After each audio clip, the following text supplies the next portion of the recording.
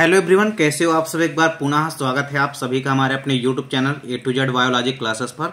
उम्मीद करता हूं दोस्तों आप सभी मस्त होंगे, बेहतर होंगे, आप सभी की पढ़ाई भी अच्छे से चल रही होगी। आज की इस वीडियो में यहाँ पे हम देखेंगे क्लास 12 बायोलॉजी NCERT 2 अंक वाले महत्वपूर्ण वीडियो आज की इस वीडियो में हम देखने वाले हैं। और इसके पहले भी हमने आपको 5 से 6 वीडियो 2 अंक वाली इंपोर्टेंट क्वेश्चन आंसर की प्रोवाइड करा दी है। अभी तक आप यदि नहीं देखें तो आप हमारे चैनल के प्लेलिस्ट में जाकर के देख सकते हैं, वहां क्रमशः आपको वीडियो मिल जाएगी।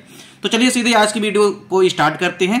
पहला क्वेश्चन है, परजीवी जीवाणु क्या होते हैं, यानी ट्रांसजेनिक बैक्टीरिया क्या होते हैं। इनको उदाहरण सहित समझाने के लिए 2 नंबर में ये क्वेश्चन आपके पूछा जा सकता है। तो देखिए, परजीवी जीवाणु यानी कि ट्रांसजेनिक बैक्टीरिया क्या होते हैं। देखिए, ऐसे बैक्टीरिया या जीवाणु जिनके डीएनए में परिचालन द्वारा एक अतिरिक्त यानी कि बाहरी जीन व्यवस्थित होता है जो अपना लक्षण व्यक्त करता है, इसे ही हम परजीवी जीवाणु कहते हैं। देखिए, मान लीजिए कोई भी ऐसी बैक्टीरिया या जीवाणु हैं जिनके अंदर डीएनए के परिचालन द्वारा एक अतिरिक्त प्रकार का जीन बाहर से आकर के व्यवस्थित हो जाता है, यानी उपस्थित हो जाता है बाहर से आकर के, और व्यवस्थित हो जाने के पश्चात वह स्वयं अपना लक्षण व्यक्त करने लगता है। इस प्रकार के जीन को हम परजीवी जीवाणु कहते हैं। मतलब कोई ऐसा बैक्टीरिया है जिनके डीएनए में परिचालन होगा और उनमें एक अतिरिक्त बाहरी जीन जो है आकर के व्यवस्थित हो जाएगा, जिस प्रकार से वो अपना लक्षण जो है व्यक्त करने लगता है, और इस प्रकार इसे हम परजीवी जीवाणु कहते हैं। इसका एग्जाम्पल सबसे बढ़िया क्या है, देखिए, जो इकोलाई होती है, यह बैक्टीरिया बेसिकली एक परजीवी जीवाणु होता है जो कि मधुमेह यानी कि डायबिटीज रोग जो होता है उसके निदान के लिए इंसुलिन को उत्पन्न करता है। तो इकोलाई बैक्टीरिया जो होता है यह भी एक परजीवी जीवाणु है जो कि मधुमेह यानी कि डायबिटीज रोग के निदान के लिए इंसुलिन को उत्पन्न करता है। और इंसुलिन जो होता है, ये इंपॉर्टेंट क्वेश्चन है, कई बार आपके एग्जाम में वस्तुनिष्ठ क्वेश्चन में पूछा जाता है कि इंसुलिन जो है अणु 2 पॉलीपेप्टाइड श्रृंखलाओं का बना होता है। पूछा जाता है अक्सर कि इंसुलिन कितनी पॉलीपेप्टाइड श्रृंखलाओं का बना होता है। तो आपको याद रखना है कि इंसुलिन जो है 2 पॉलीपेप्टाइड श्रृंखलाओं का बना होता है, तथा दोनों श्रृंखलाएं जो है ये आपस में डाइसल्फाइड बंध द्वारा जुड़े हुए होते हैं। तो परजीवी जीवाणु क्या होते हैं, इनके एग्जाम्पल भी आपको याद रखने हैं।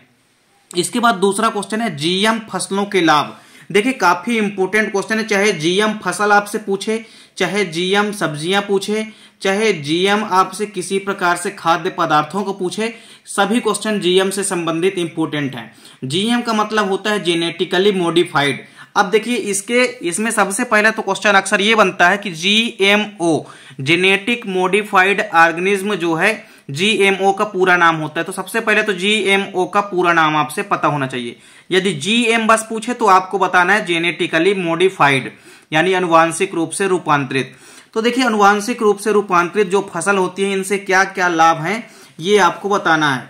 देखिए, सबसे पहला जो लाभ है वो ये है कि जो जेनेटिक मॉडिफाइड यानी कि अनुवांशिक रूप से जो रूपांतरित फसलें हैं ये बेसिकली फसलीय पौधों में वांछित फिनोटाइप लक्षण उत्पन्न करती हैं। किसी भी प्रकार से पौधों में ये अतिरिक्त या अक्षय प्रकार के वांछित फिनोटिपिक यानी कि लक्षण प्ररूपी लक्षणों को उत्पन्न करती है।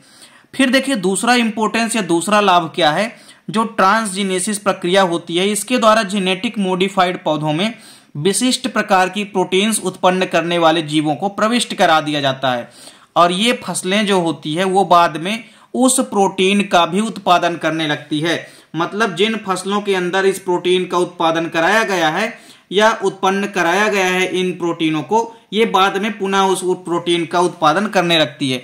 तो ट्रांसजेनेसिस द्वारा जो जीएम पौधे होते हैं उनमें विशिष्ट प्रकार की प्रोटीन उत्पन्न करने वाले जीवों को प्रविष्ट करा जाता है।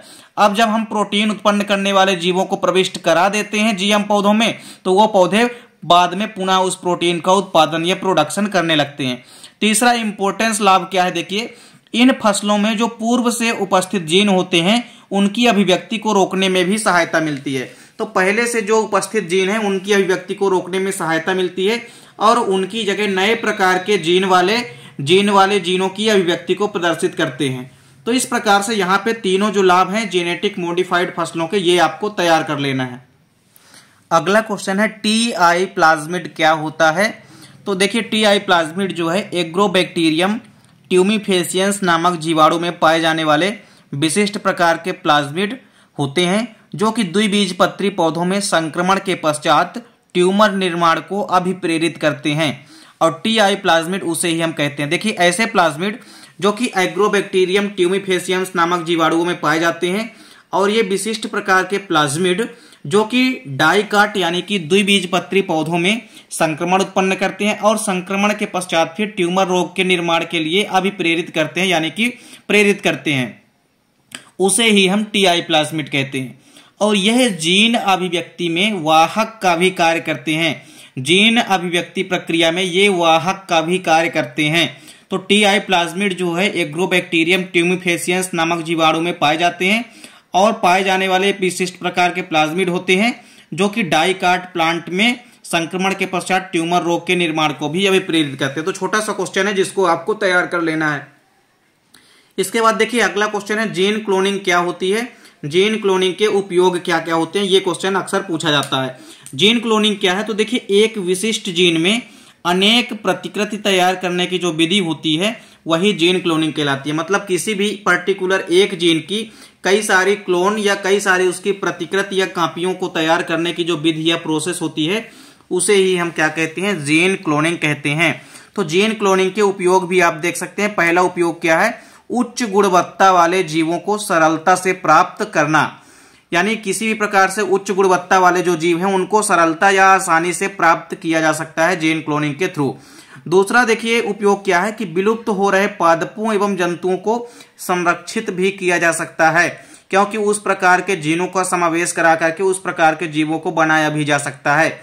फिर तीसरा देखिए उपयोग क्या है कि मानव जो अंग प्रत्यारोपण करता है उस अंग प्रत्यारोपण के लिए आनुवांशिक रूप से जो परिवर्तित पशु होते हैं उनको पैदा करने में भी यह विधि उपयोगी होती है। इसके बाद चौथा उपयोग क्या है कि किसी भी जीव के अंदर इच्छित जीनोटाइप को संरक्षित करने में भी जीन क्लोनिंग की अहम भूमिका होती है। फिर इसके बाद देखिए ट्रांसजीन क्या होते हैं, तो ऐसे जीन जिनकी कृत्रिम रूप से किसी दूसरे जीव के जीनोम में जोड़ दिया जाता है, ऐसे जीन को हम ट्रांसजीन कहते हैं तथा ऐसे जीवों को हम ट्रांसजेनिक जीव या आनुवांशिक रूप से रूपांतरित जीव कहते हैं। तो देखिए ऐसे जीन जिनमें कृत्रिम रूप से किसी दूसरे जीव के जीनोम को जोड़ दिया जाता है, मतलब किसी भी व्यक्ति का यदि जीन है तो उसके जीन के साथ यदि किसी दूसरे प्रकार के जीन को कृत्रिम रूप से जोड़ दिया जाए तो इस प्रकार बनने वाली जो रूपांतरित रचना है या ऐसे जीनों को हम ट्रांसजेनिक जीव कहते हैं।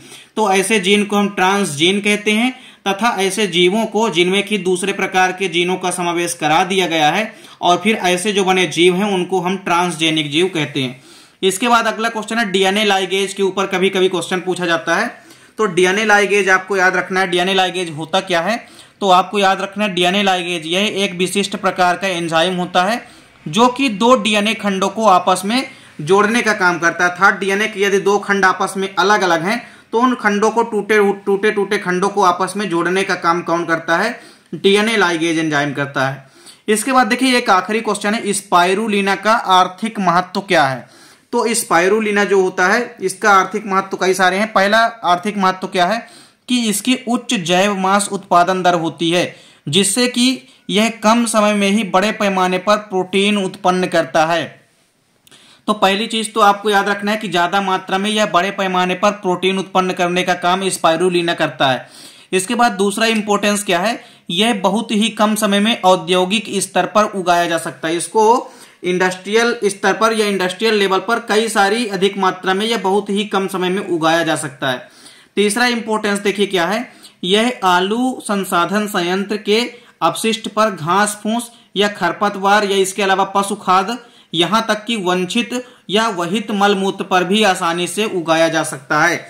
तो यहां पे आपको ध्यान में रखना है कि स्पाइरुलिना को हम इसको विशिष्ट प्रकार की घास फूसों में या खरपतवारों में या किसी प्रकार से पशु खाद्य एवं यहां तक कि मल मूत्र में भी आसानी से इनको उगाया जा सकता है। मतलब ऐसे स्थानों पर जहां मल मूत्र होगा वहां पर भी इनको आसानी से उगाया जा सकता है।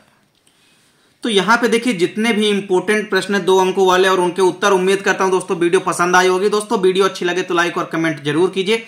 साथ ही साथ दोस्तों के बीच ज्यादा से ज्यादा वीडियो को शेयर कीजिए। चैनल पे यदि नए हैं तो चैनल को सब्सक्राइब अवश्य कर लें। और यदि आपको किसी भी टॉपिक पे यदि कोई प्रॉब्लम है तो आप उस टॉपिक का नाम कमेंट बॉक्स में बता सकते हैं, हम उस टॉपिक की वीडियो आपको प्रोवाइड कराएंगे। उम्मीद करता हूं दोस्तों वीडियो पसंद आई होगी। मिलते हैं दोस्तों नेक्स्ट वीडियो में, तब तक के लिए जय हिंद, वंदे मातरम।